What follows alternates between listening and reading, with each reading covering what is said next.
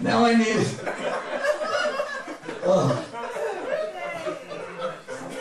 now I needed band members.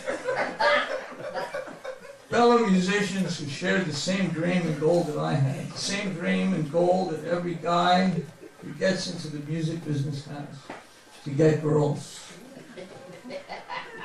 With getting girls as my bait, I drafted anyone who showed an ounce of interest. And not one of them was a musician. The lucky ones were Barry Gefilte Fish Nettleman,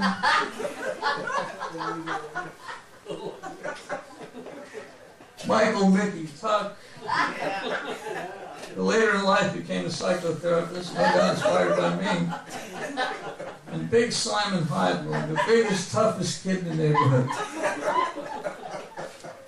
I figured we needed at least one big guy in the group, just in case our groupies had jealous boyfriends who would try to hurt us, and by us, I mean me. As we made our way through the screaming crowds to our limousines after our concerts. We got hold of some instruments and learned how to hold them like we were real musicians. We didn't know how to play them, but we could hold them like gangbusters. When we tried to actually play something, every little thing that could hear within 10 miles would curl up and die. We were horrible. So I figured our best bet was to play along with the record.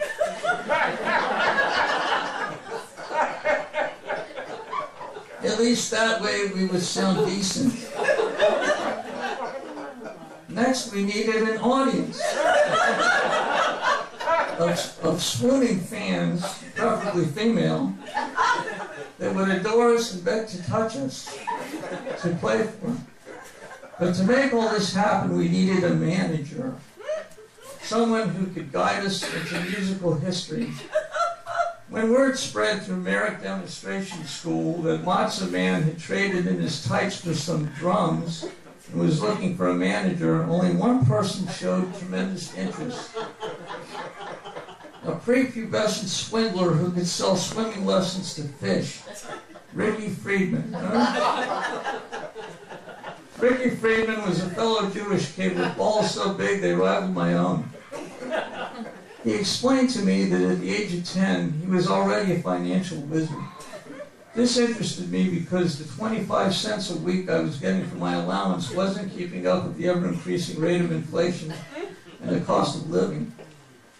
But what really impressed me about Ricky was when he informed me that at the age of 7, he was managing the Beatles before Brian Epstein took over.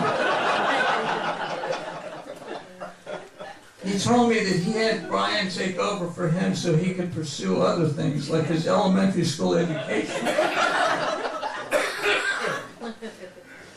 Another thing I really liked about Ricky was that he promised to get the Junior Monkees on the cover of Life magazine and Tiger Beat magazine, which would bring us national attention.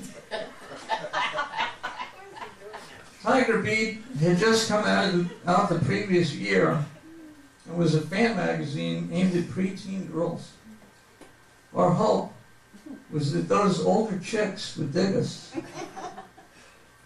But the big one that got him the job as our manager was that he promised to get us the cover and a spread in an upcoming issue of the Weekly Reader. The newspaper for elementary school kids. What Ricky Friedman was telling me in those certain terms was that under his care, the Junior Monkees would be world famous very, very soon. As an added surprise, he promised to book us on the Ed Sullivan Show. If it was good enough for the Beatles and Elvis Presley, it was good enough for us. But before we started conquering the world, we had to conquer our own backyard first. We had to get famous locally. And that's just what we did. Our performances were pure magic. This is how it worked. We would pile our instruments, ourselves, a record player, a long extension cord, and my 2 monkey records into a band member's mother's car. The band member's mother would then drive us to a grocery store where the band member's mother would shop for groceries while we set up our instruments, plug in the record player at an outlet near the store entrance using an extension cord, and play along with the monkey records. We never asked permission to plug in and play in front of these grocery stores. We just did it, assuming they would be thrilled and ecstatic to have the Junior Monkees performing in person in front of their store. For some strange reason, no one was thrilled or ecstatic to have the Junior Monkees performing in front of their store. We did it many times, and it was always a total disaster. Our audience of grocery shoppers just looked at us in disbelief and would occasionally throw pennies at us out of sheer pity. Our magnificent manager, Ricky, I used to manage the Beatles, Friedman, would scurry around like a rat picking pity pennies off the ground and shoving them in his pocket for his own personal use. We never saw one penny of the pity pennies. To add to the fun, the records we were playing along with would always skip or get stuck. I always hid the record player under a box by my feet near the bass drum, and would kick the box to make the needle jump if it got stuck in a scratch, and a line or a word in the song kept repeating. Sometimes a jealous kid who couldn't handle our impending fame would yank the extension cord to the record player out of the outlet and completely destroy us. During those episodes, Big Simon would growl and the kid would run away. My attitude, though, was that problems like that could never diminish the fact that we were stars. Little jealous people can never take away greatness.